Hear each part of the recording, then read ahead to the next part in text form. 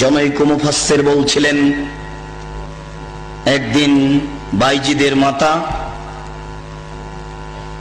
গভীর রাতে পানি চাইল। বাইজিদ দেখে বাড়িতে পানি নাই, দূরে পানি আনতে চলে গেল। পানি নিয়ে এসে দেখে মাতা ঘুমিয়ে গেছেন। বাইজিদ চিন্তা করে, এখন কি করি? আমি যদি গিলাস রেখে ঘুমিয়ে যাই, আমার মাতা যদি আবার রাতের কোনো অংশে পানি চান, আমি যদি নির্ধারিত সময়ে পানি দিতে না পারি, তাহলে আমি উপযুক্ত সন্তান হতে পারবো না। এই বলে বাইজিদ গিলাস হাতে করে মায়ের মাথার পাশে দাঁড়িয়ে থাকলো। সকাল হয়ে গেল, মায়ের ঘুম ভেঙে গেল। মা দেখেন পাশে বাইজিদ দাঁড়িয়ে আছে। বাবা বাইজিদ, তুমি কেন দাঁড়িয়ে আছো?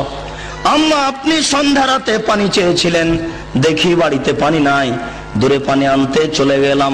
পানি নিয়ে এসে দেখি আপনি ঘুমিয়ে গেছেন। আমি চিন্তা করলাম, গিলাস রেখে যদি ঘুমিয়ে যাই, আপনি যদি রাতের কোনো অংশে পানি চান, উপযুক্ত সময়ে পানি দিতে পারবো না, আমি উপযুক্ত সন্তান হতে পারবো না।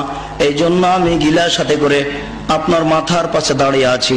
মা গিলাসটা হাতে করে পানিটুকু পান করে নিয়ে বাচ্চাকে শোয়ে দিয়ে আল্লাহর দরবারে প্রার্থনা করতে লাগলেন, প্রতিপালক, আমি বাইজিদের প্রতি সন্তুষ্ট হয়ে গেছি, তুমি বাইজিদকে কবুল করে নাও, বাইজিদকে বড় আলেম করে দাও। মায়ের দোয়া কবুল হয়ে গেল, বাইজিদ বড় আলেম হয়ে গেলেন।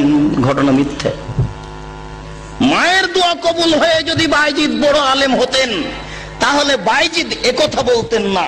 বইয়ে লেখা আছে, বাইজিদ একদিন বলেন, বাহাস্তুল্লাহ, আল্লাহকে আমি খুঁজলাম, কোথায় আল্লাহ? আইন আল্লাহ, আল্লাহ কোথায়? খুব খুঁজলাম, ফামাওয়াজাদতুহু, আল্লাহকে খুঁজে পেলাম না।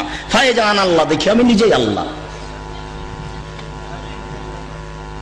বাইজিদ একদিন দেখেছেন নিজেই আল্লাহ। তাহলে মায়ের দোয়া কবুল হলো কি করে?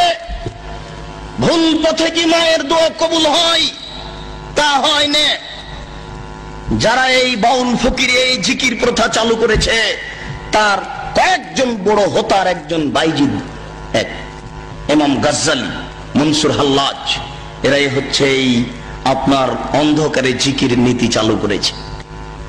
তারাই বলেছে পীর মুরিদের 22টি নীতিমালা আছে, তার মধ্যে একটি নীতিমালা হচ্ছে মুরিদ থাকবে পীরের হাতে, মৃত ব্যক্তি যেমন গোসল দাতার হাতে, গোসল দাতা মৃত ব্যক্তিকে ইচ্ছে মতো গোসল দেওয়ায়।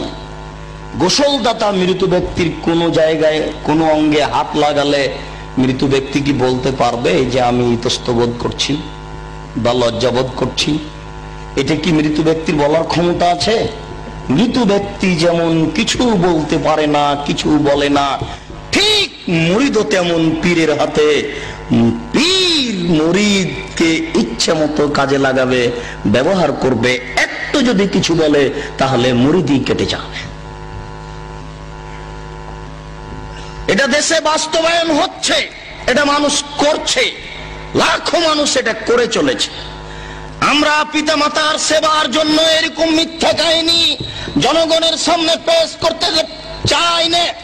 জাতির যদি বাড়িঘর করে দিতে না পারি, জাতির যদি রাস্তাঘাট করে দিতে না পারি, জাতির যদি স্কুল কলেজ করে দিতে না পারি, তাহলে জাতিকে চূড়ান্ত সঠিক ধর্ম দিতে পারবো, এতে আমরা বিশ্বাসী ইনশাআল্লাহ। ধর্মের নামে জাতিকে কোনোদিন ফাঁকি দিব না। ধর্মের নামে জাতিকে ফাঁকি দেওয়ার জন্য আমরা বাড়ি থেকে বের হইনি। এই বিষয়ে আপনাদেরকে বিশ্বাস রাখার জন্য, আস্থাবান হওয়ার জন্য, আস্থাশীল হওয়ার জন্য অনুরোধ করছি। আপনারা আমাদের প্রতি অন্তত শরীয়তের ব্যাপারে যথাযথ বিশ্বাস রাখেন, সফলতা অর্জন করবেন ইনশাআল্লাহ।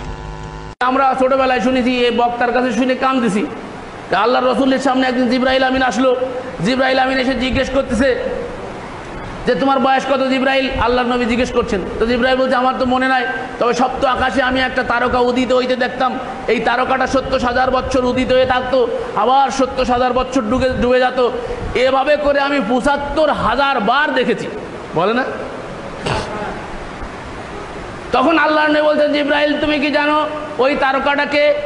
তো জিবরাইল বলছে না, লা আদরি, আমি তো জানি না। তখন জিবরাইল বলছে, আল্লাহর নবী বলছেন ওই তারকাটা হচ্ছে আমি মুহাম্মাদুর রাসূলুল্লাহ। শুনে তো মানুষ আমরা কেঁদে দিতাম এক সময়, কিন্তু এখন দুঃখ লাগে আর হাসি আসে যে নবীর নামে কত সব বিভ্রান্তিকর কথা এই সমাজে প্রচলিত আছে, যার ছোটকালে বয়ে পড়েছিলেন নবী যে রাস্তা দিয়ে হাঁটতেন সেই রাস্তায় একজন বুড়ি কাঁটা পুঁতে রাখত। নবীর পায়ে কাঁটা ফুটলে নবী কষ্ট পেতেন, বুড়ি বড় খুশি হতো। একদিন নবী দেখলেন রাস্তায় কাঁটা নেই, নবী ভাবলেন বুড়ির কিছু হয়েছে। নবী বুড়ির বাড়ি গেলেন, দেখলেন সত্যি অসুস্থ, তিনি পরিচর্যা করলেন, বুড়ি ভালো হয়ে গেল। একেবারে ডাহা মিথ্যে কথা। লেখকের বিচার হবে, শিক্ষকের বিচার হবে, ছাত্রের বিচার হবে খুব কঠিন কথা। সাধারণ মানুষের উপরে অপবাদ লাগালে মারতে হয় 80 লাঠি, আর নবীর উপরে অপবাদ লাগালে মারতে হয় 80 160 লাঠি। লেখক 160 লাঠির হকদার। তারপরে ওই যে মিরাজের রাত্রে অস্বীকারী কি হয়ে গেল, ওই পুরুষটা যে অস্বীকার করলো, এদিক থেকে ডুব মারলো আর ওইদিকে নারী হয়ে গেল। তারপরে তার ছেলে মেয়ে হলো, সে বসবাস করলো অনেকদিন, 27 বছর বসবাস করে ফিরে আবার যখন পানিতে ডুব দিল, আবার সেই ঘাটে উঠে আসে দেখি স্ত্রী মাছ কুটতে রেখে গেছিল, আসে দেখে যে স্ত্রী মাছ কুটতেছে, এর ভিতরে 27 বছর অতিবাহিত হয়ে গেছে। এই মর্মে বক্তারা খুব ইনিয়ে বিনিয়ে আপনাদের সামনে বক্তব্য রেখে থাকে সম্পূর্ণ জাল ভিত্তিহীন কথা, এর কোনো দলিল